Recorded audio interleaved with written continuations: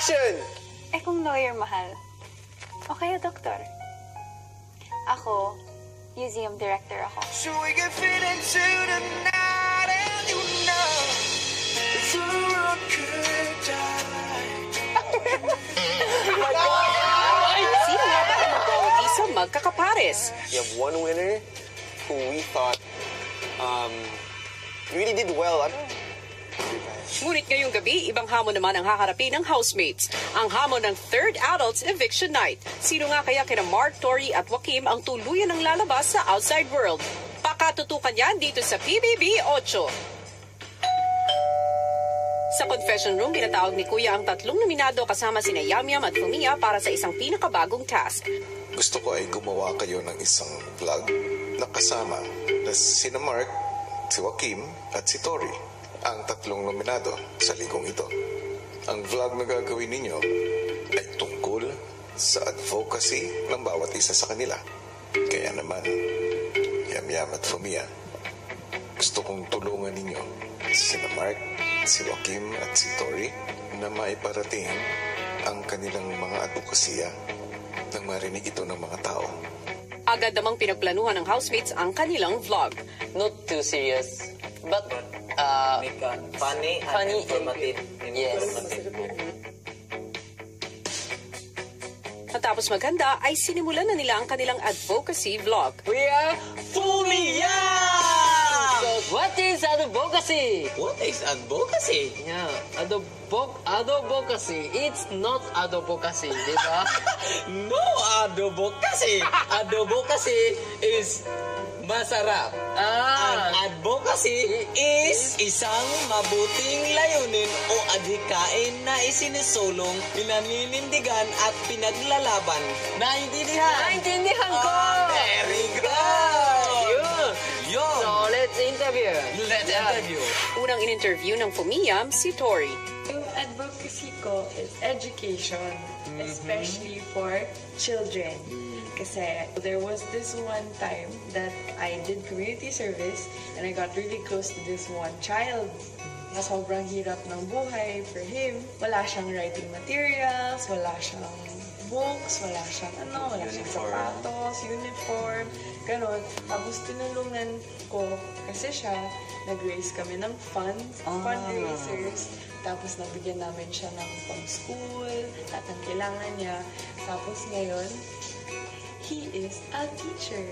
Teacher na siya ngayon. This vlog is a little bit different from before. Konti mahirap. But I want to use this influence for helping. Sunod namang in-interview si Mark na may haling tulad sa advokasya ni Tori. Ang advokasya ko po ay tungkol po sa pagtulong ng kapwa Pilipino. Hindi po ako makakarating ngayon na kinalalagyan ko ngayon bilang isang matagumpay na teacher kung hindi po ako tinulungan ng mga tao na nakakita noon na kailangan ko ng tulong. So ito po ang isang malaking bagay na nagawa ko para sa kapwa. Ito yung pagtulong sa mga tribo doon sa probinsya namin, Karatig Probinsya. Tinulungan ko po sila na mapasa kanila yung ancestral domain title nila po. So yun, ginawa ko po yun ng more than a year. At saka ngayon, mayroon na nakuha na nila yung ancestral domain title po nila. Doon din po sa sityong yun, kami po ng tatay ko ang pinakaunang gumawa ng paaralan. Ngayon, may paaralan na doon. Sobrang nakakaantig ng puso yung kanilang mga ginagawa, kuya, kasi sa tingin ko kay Kuya Mark, kahit simpleng tao lang, nakakatulong siya ng ibang tao. Matapos kausapin si Mark, sunod namang in-interview si Joaquim. Hello, Joaquim! Hi, Ami. Hello, Joaquim! Yeah! Guwapo! Gapo! Poge! Poge! Gusto lang naming itanong sa'yo kung ano ang advocacy mo. Siyempre, mental health awareness. Kasi sa mga kabataan ngayon, hindi lang sa Pilipinas, ngunit sa buong mundo, napaka-rampant at napaka-common po yung mental health illnesses at mental health problems. And when I was a child, I was diagnosed ng ADHD, Attention Deficit Hyperactivity Disorder. Bale, I would run around everywhere, can't concentrate in school. So, when I was a teenager, I was diagnosed with clinical anxiety and clinical depression. That's why I want to help other people na nakakaranas din ng similar na sitwasyon. He's also experienced. Yeah, that's why he's sometimes very Down emotion. yeah like that. Now I heard his story. I understand him more.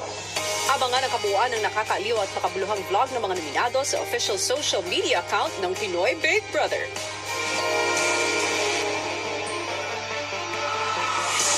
Sino nga kaya sa tatlong nominado ang magsasagawa ng kanyang advokasya dito sa Outside World? Isa lamang yan sa tututukan natin ngayong gabi dito sa Third Adults Eviction Night ng Pinoy Big Brother.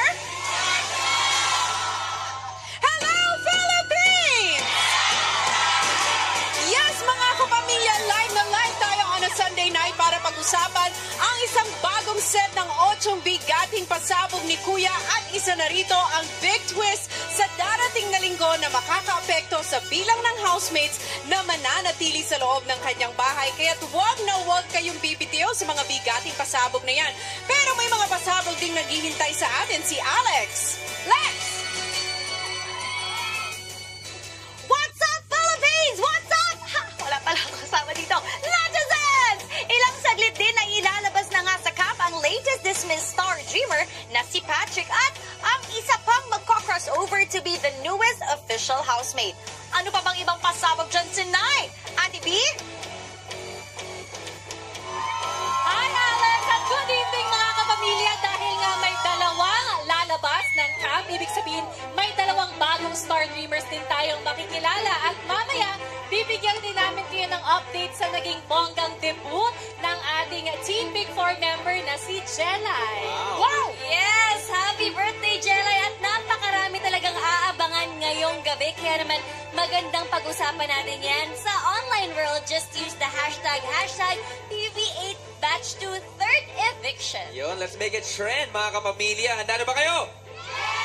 Pero ito pa ang isa sa mga, syempre, pinakamahalaga. Kung sino ang lalabas tonight. Kaya kung ako sa inyo, iboto na kung sino ang pinaka-deserving because you only have 27 minutes left to vote! Mga kapamilya, habang tuloy-tuloy lang ang boto nyo kina Mark, Tori, and Joaquim, ibibigay ko na ang bigating pasabog numero 1. Wow! Ang dismissal ng isang star dreamer. Panoorin nyo ito. Sa ginawang trabaho ng Star Dreamers bilang kiddie party entertainers, umangat sina Camille, JC, Kim at Thea kung kaya't isa sa kanila ang maaaring mag-crossover sa bahay ni Kuya. Ngunit sa pagtatapos ng anunsyo ng winning group kagabi, isang balita ang yumanig sa Star Dreamers. Patrick, this is your third consecutive time na mapabilang sa losing team. I'm sorry, pero ikaw ay madidismiss mula sa Camp Star Hunt.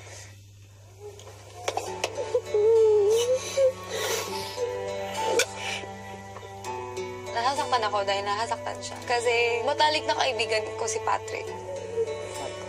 It's not your fault. Alamin mo yan. Kasalanan mo. I'm sorry. It's my fault we lost this job. I can't help but feel guilty because I was the leader. There's so much I could have done. I understand.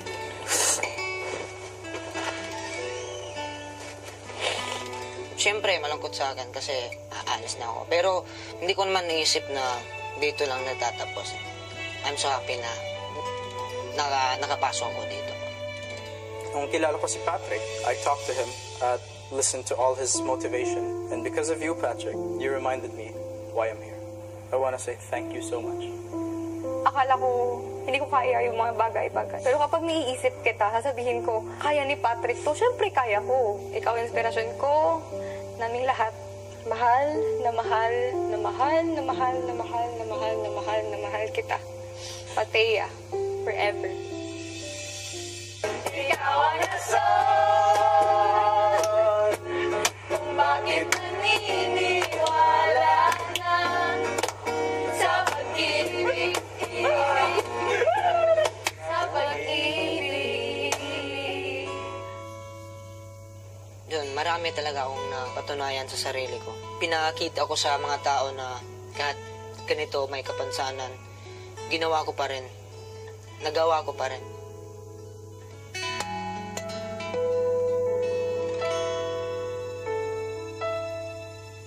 Hello, Star Dreamers.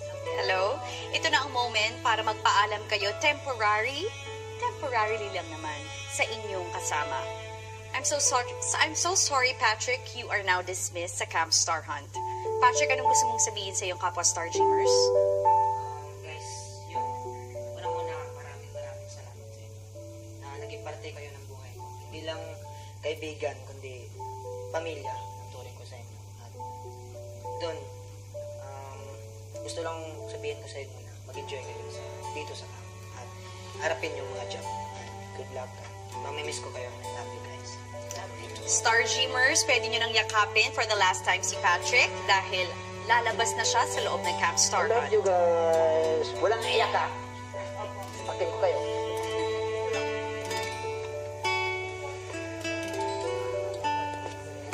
Good luck.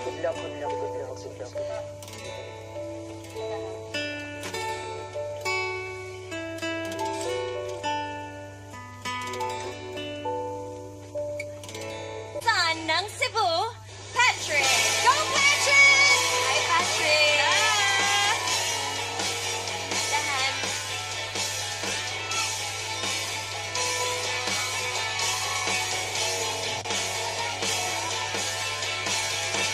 Eto na nga si Patrick. Yeah! Hello, Patrick! Siyempre kasama natin sumasalubong kay Patrick ang kanyang tito, John G. Hello! Hi, Patrick! Patrick, welcome back sa Outside World. Pero syempre, alam mo, mabuti pa, balikan muna natin yung ilan sa mga piling moments mo with your fellow Star Dreamers. Narito, panoorin natin. Ang inspirational son ng Cebu, Patrick! Isang mahiyaing binata from Cebu na iba kung humataw. Nagkaroon ka man ng alinlangan, unti-unti mo namang binuksan ang iyong sarili at puso sa iyong mga kasama. Good job, leader! Good job, leader. Mas lalo naging makulay ang Camp Star Hunt sa dalamong kasiyahan para sa lahat. Matapang mong ipinakita na kaya mong makipagsabayan sa lahat ng laban. Tumutuloy yung pawis mo pero parang hindi mo lang pinapansin. At sa iyong paglabas, patuloy ka sanang maging isang magandang ehemplo para sa lahat ng may pangarap. Ang dance-spirational son ng Cebu, Patrick. Patrick, ano yung babaunin mo from this whole experience? Siyempre po, marami. Talaga. Pinakamalaking natutunan mo sa Camp Star Hunt? Siyempre po, pagsasama namin, pagmamahalan, hindi lang sa isang pamilya na talaga ang turing ko sa kanila. At mga bagong kaibigan, hindi ba? Yes. Well, maraming salamat, Patrick, sa pagbabahagi mo ng iyong storya at syempre ng iyong talento dito sa amin. Thank you very much. Ngayon naman, balikan natin ang mga nominado. I-press lang ang send button because you only have 14 minutes left to go! Malapit na nating isara ang botohan kaya siguraduhin nyo lamang po na mananatili pa sa bahay ang pinakakarapat dapat kina Joaquim, Mark, and Tori. At habang inihintay natin ang latest evictee, tumungo na tayo sa bigating pasabog numero 2. Ang first new Star Dreamer na makikilala natin tonight. Panoorin natin to. Ako si Lyndon Oros, 22 years old from Quezon City. I'm currently teaching in a private institution at saka isa po akong lisensyadong guro. Gusto ko sa pagiging teacher kasi you are dealing with other people. Sa pagtuturo kasi, yung feeling na may natutulungan kang tao, may nai-impart kang knowledge sa mga estudyante, na-amaze sila every time na may sabihin kang bagong-bago sa pandemic. Bilang isang guro, hangad ni Lyndon ang gabayan ang kanyang mga estudyante sa loob at labas ng paaralan. Pero higit sa lahat ang maturuan ang kanyang ama na magsulat at magbasa, bagay na ginawa niyang isang misyon sa buhay. At ngayon, handa na si Lyndon para harapin ang mga panibagong hamon sa buhay na magiging aral para sa kanya. Bilang isa sa mga makabagong bayaning guro, may babahagi ko ang mga natutunan ko sa buhay. At handa akong matuto sa mga tao may kilala ko sa iyo. Ako si Lyndon, ang guro model ng Quezon City. Ang guro model ng Quezon City, Lyndon! Hi, Lyndon! Nandito lang kami. Ay, yaman! Okay. Siyempre, sa pagpasok mo ng camp, ano na yung gusto mong matutunan bilang isang star dreamer? What are you looking forward to? Ayun, gaya po na like mo sinasabi sa mga estudyante ko na learning is a continuous process. Ang gusto mo matutunan sa kanila kung paano nila na-overcome yung mga problema dumating sa buhay nila na siyang magamit ko rin kapag nagkaroon din ako ng problema sa buhay ko. Yan! Okay. Naku, excited kami sa mga panibagong learnings na matututunan mo sa loob ng Camp Star Hunt. Kaya naman, Alex, it's about time. Dali na natin siya! Halika na, Lyndon! Go! Teacher Lyndon! Go! At ito na ang bigating pasabog numero 3! Ang new official housemate na nagmula sa camp. At kikilalanin na natin ang star dreamer na magpa-crossover sa bahay ni Kuya. Siyempre, sa pagbabalik yan ng Pinoy Big Brother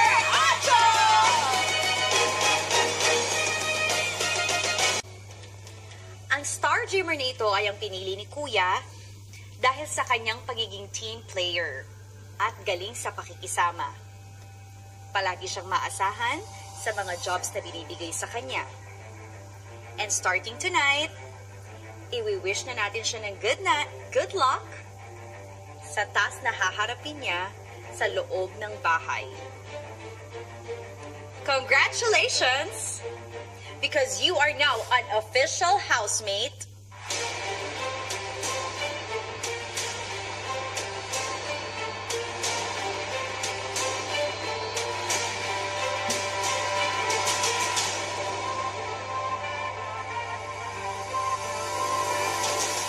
You are now an official housemate, JC.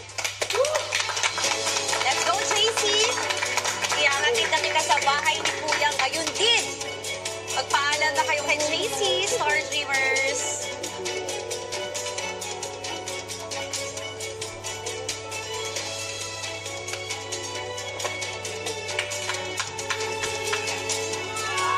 Si JC naman ang latest Star Dreamer to be a new official housemate. At para mas makilala pa natin siya, let's all watch this. Good looks with good manners. Laki mang ibang bansa at siya ay may katangiang isang tunay na maginoong Filipino. Sono John e vengo da Roma. Galing ako sa Roma. Kaya naman hinangaan ng kanyang mga kasama. Sobrang caring niya na tao. Pinili niya ako. Ngayon, ako naman ang pipili sa kanya.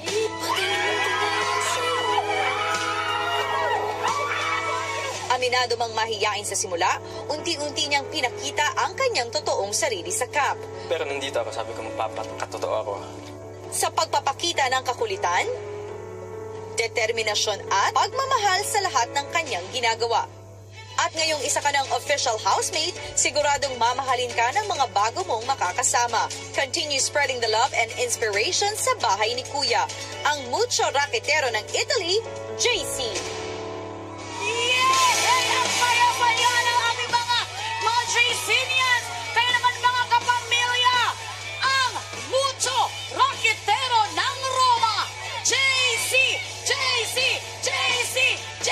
Gaano kayo kasaya kay JC? JC! So, let's go! Kukunin na natin si JC. Ayan na ang sasakyan nila JC at si Alex! Welcome, JC! Okay! Ito na si JC! Let's go, JC! Yan na, JC! Congratulations, JC! Finally, ang tagal mong hinintay ito. Pero this is the moment na talagang ibinigay para sa'yo. Magiging official housemate ka na ni Kuya sa loob ng bahay. Sino ba yung excited kang makasama at makita? Excited na po akong makita si Ate Grace dahil siya po yung nagturo lahat ng mga gusto ko dun sa loob ng camp. At nung nawala po si Ate Grace, na-feel ko talaga na miss ko siya. Okay, nako, magkakasama na kayo ulit. Kaya naman, Melay, dalhin mo na si JC sa secret place. Bakit muna siya tuluyang pumasok sa bahay ni Kuya? Go, JC.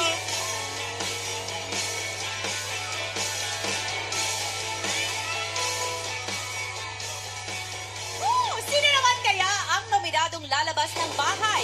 Ano ba ang estado ng botohan? Ate B? Mga kapamilya na nanonood at dito, huwag na bitawan na inyong mga cellphone because we are down to our last 10 seconds left to vote! Ayan na. 9, 8, 7, 6, BB space Joaquim or Tori or Mark at isend nyo na yan. Voting is now officially closed, mga kapamilya. At bago natin malaman ang resulta ng naging botohan, kapit na para sa bigating pasabog, numero 4. Ang pangalawang bagong Star Dreamer na papasok sa loob ng Camp Star Hut. Mga kapamilya, narito po, panoorin niyo. Hi, I'm Mary Grace Abrugar, 23 years old from Angeles City, Pampanga. Lumaki po ako na wala po akong amang kinikilala. 3 months old pa lang ako sa tiyan ng mother ko. Pumanaw na po siya. Pero nandyan naman po yung mother ko. Siya po yung naging ama't ina para sa aming pamilya. Isa po akong representative sa isang casino. Marami po akong racket and kasabay ko po sa pagmamodeling yung boyfriend ko. Na-aksidente po kami sa Pampanga. Yung minamaneho niya pong sasakyan ay bigla pong may dumaan na mabilis na SUV. And natamaan po yung sasakyan namin. Sobrang laki po ng pagbabago sa amin. Especially sa pagmamodeling ay hindi na po namin nagagawa. Sa lahat po ng hamon ng buhay, kasama ko po siya. At hindi po namin iniwan ng isa't isa. Mas lalong naging strong yung relationship namin. Ako po si Grace, 23 years old, ang faithful survivor ng Pampanga.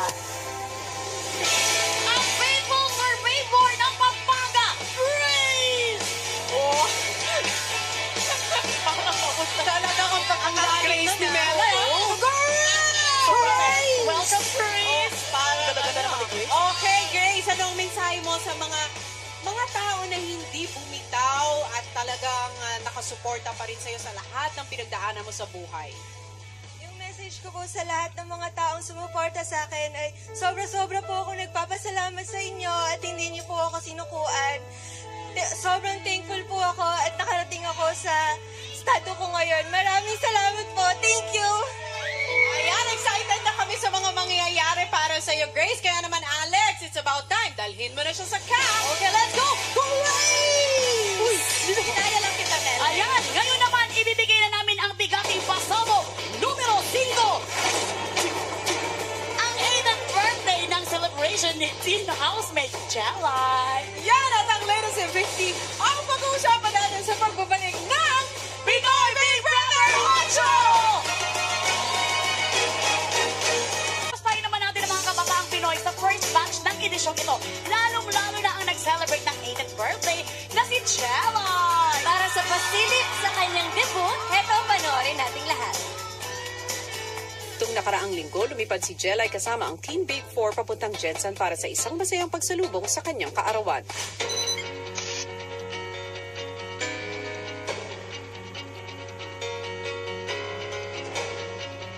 So ngayon po, nagpe-prepare pa po ako para sa debut ko.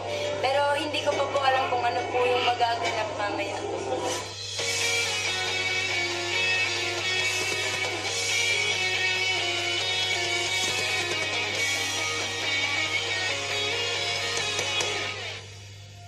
Happy birthday, Ate Jelay. Maraming salamat sa lahat ng memories natin na nabuo sa loob ng bahay ni Kuya. Pamahal na rin ako sa'yo and salamat kasi naging kaibigan kita. Sana huwag ka magbabago. Ate Jelay, I love you, I love you. Take care always. God bless you always. In 3, 2, 1!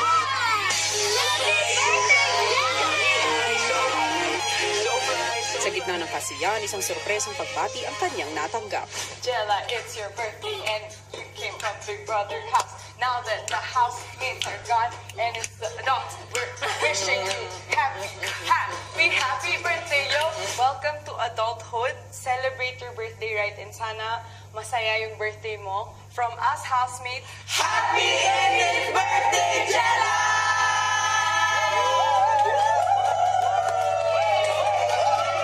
At si Kuya may espesyal din na mensahe para kay Jelay.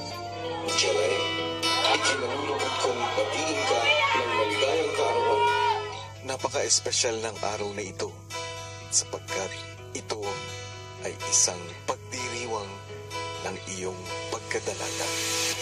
Sa pagtungtong mo sa karampatang gulang, naway magpatuloy kang maging isang mabuting ate sa iyong mga kapatid, isang mapagmahal na anak sa iyong mga magulang, at isang mabuting ehemplo sa lahat ng nangangarap. Maligayang kaarawan, Jelay. Thank you, Kuya!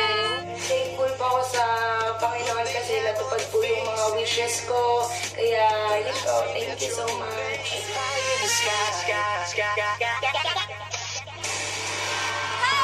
Happy birthday, Jelay! Pakatutukan niya ng iba pang adventures ng Teen Big 4X housemates at Star Dreamers sa ABS-CBN Entertainment YouTube channel. Pero ngayon, didiretso na tayo sa bigating pasabog numero 6. Ang latest adult evictee, Ani Tony.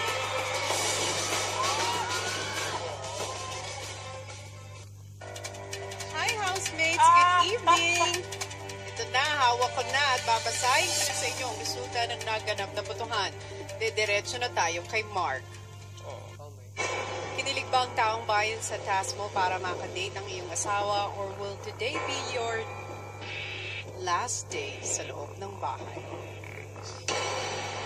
Tori, nabilib ba ang sambayanan sa diskarte mo as the weekly task leader, o tulad ng puso sa ibabaw ng pool, guguho na rin ba ang pag-asa mong maligtas ngayong gabi?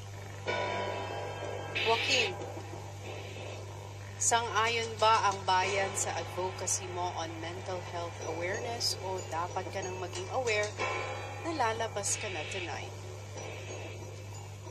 Ang pangalan na babanggitin ko ngayon ay ang pangalan ng unang iniligtas ng taong bayan. Congratulations, you are safe tonight.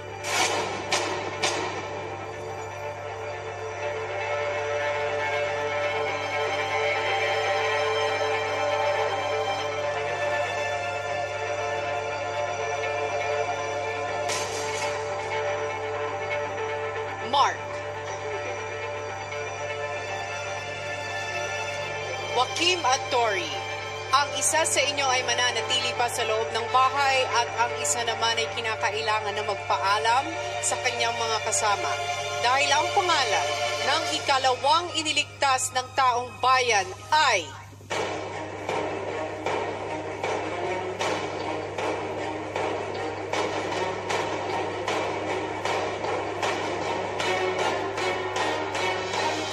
sa aking pagbabalik.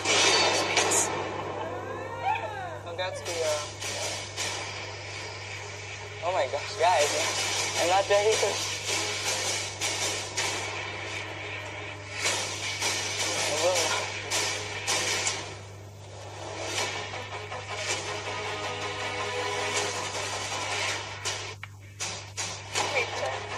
Sino kaya sa inyo ang nag-iisang iniligtas ng taong bayan ngayong gabi? At sino rin ang babalik na dito sa outside world? Ang pangalan na aking unang babanggitin ay ang nananatili pa sa bahay ni Kuya. Congratulations, because you are safe tonight.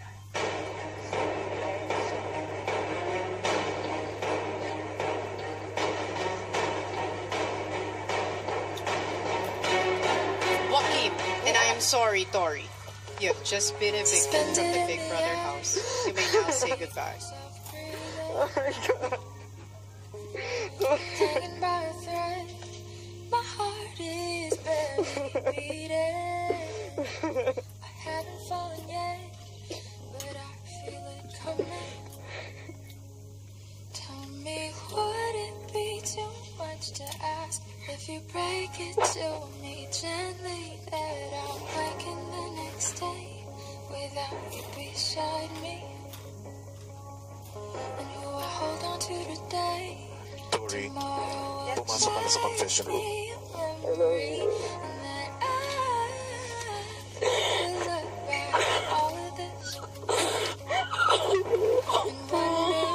Kung paano naging si Tori ang ating latest evictee, yan ang bigating pasabog numero 7.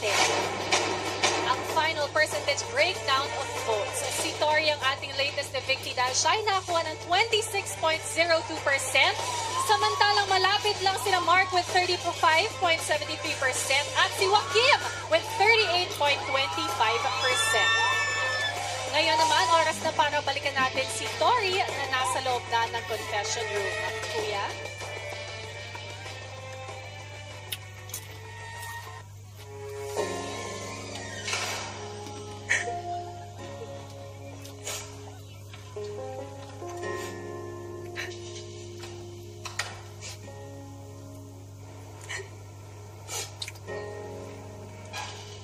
Tori, Kuya. balikan natin ang ilan sa mga pinagdaanan mo sa loob ng aking bahay. Panoorin mo to. Hi, I'm Tori Garcia. I am 23 years old.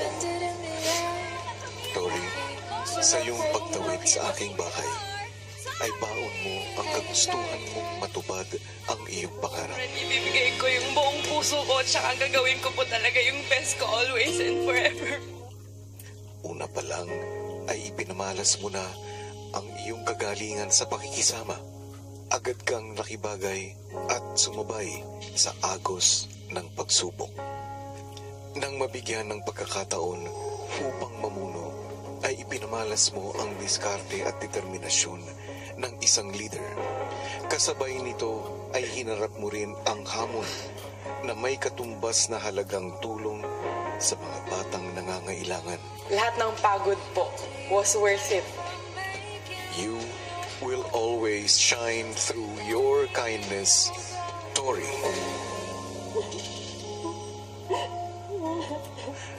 Muli, thank you, ex-housemate Tori. Thank you po, Kuya, sa lahat po. You did so much for me po, Kuya. Thank you po.